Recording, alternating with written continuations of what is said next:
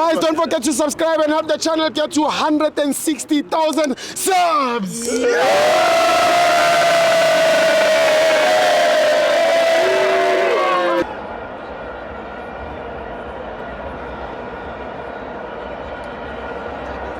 Welcome to Amavenzo TV. It's the Carling Black Label Cup. Orlando Pirates 2, Mackenzie 1. I'm joined by Umnigeni Umtu. Shenkabi yami. Yebo baba. Lalela ke. Number 1 ama support Pirates. Kufuna siwabonga wakaza siphoxa la esigodini bahlala bekhona bephelele noma sihlale sikhona siphelele. Kuhle lokho. Ucoach ucishe wanginqa phansi namhlanje. Ngibona i-central midfield pairing yakhe namhlanje.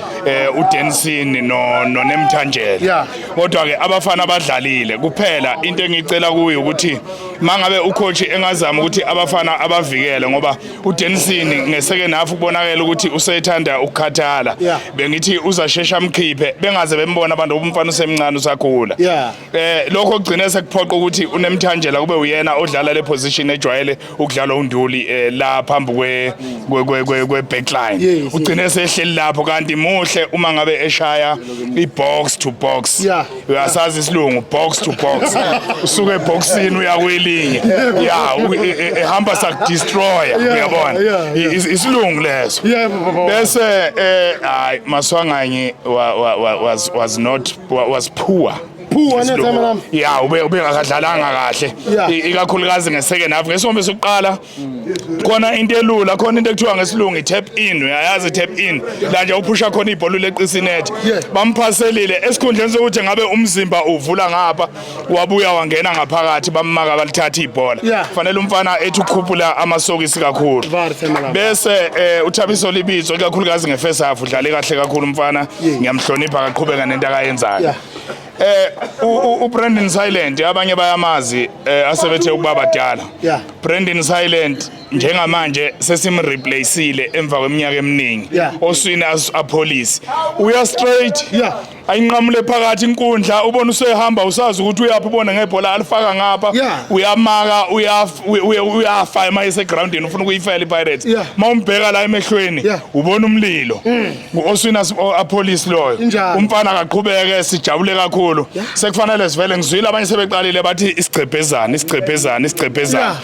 akaqhubeke lapho umfana iPirates asibonge futhi ngokuthi idlalisa abadlali base South Africa bebe baningi egroundini leyo nto le ibaleke kakhulu isho ukuthi ikusasa lebafana abafana likhulu abafana abancane abadlala le phansi eNewcastle ngasekhaya bayabuka ukuthi hayi kusho ukuthi ithemba likhona ngoba asekhona amathimu athembela kubantu bala eSouth Africa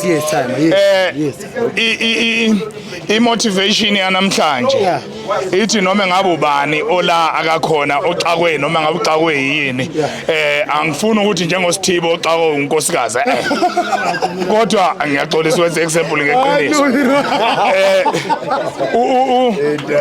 abona asibuke umbuthuma akapheli ngisho 7 days egeji penalty stadium sigcwele sold out ngesilungu washaya ipenalty eceleni kodwa ibhola kalidlale namhlanje nami ngiyalesaba ukuthi mawuxakekile sibukele kulo mfana mncane kodwa into akayenzela inkulu bese okugcina kune team eshodayo la kule cup iKaizer Chiefs kodwa ama investigation sesiwenzile mina ngisebenza kakhulu ku security field ngithe mangabe ngenze investigation ngathola ukuthi kune online TV station enkulu kunawo wonke akhona emhlabeni angizoyibiza ukuthi ubani ngegama ngoba ngizophelela umsebenzi ibize baba wami amafans wethu TV baba yiwo kufanele siwablame ngokuphuma kweChiefs kanjani iChiefs amafans wethu TV aqosha uPhD aqasha ibodyguard umdawu wenza kahle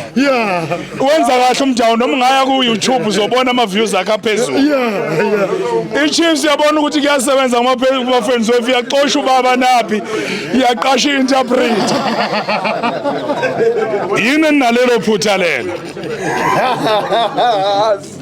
ngiyayivala nangu Chiefs supporters nangu umuntu ama-fans wethu TV afaka i-Chiefs ehlathini ngalewa lokho Orlando Pirates is a great team. The players are doing very well. We as the supporters, we are very proud. Let's keep moving, but let's watch who is advising us. Let us not take an advice from Mama Friends Way to TV.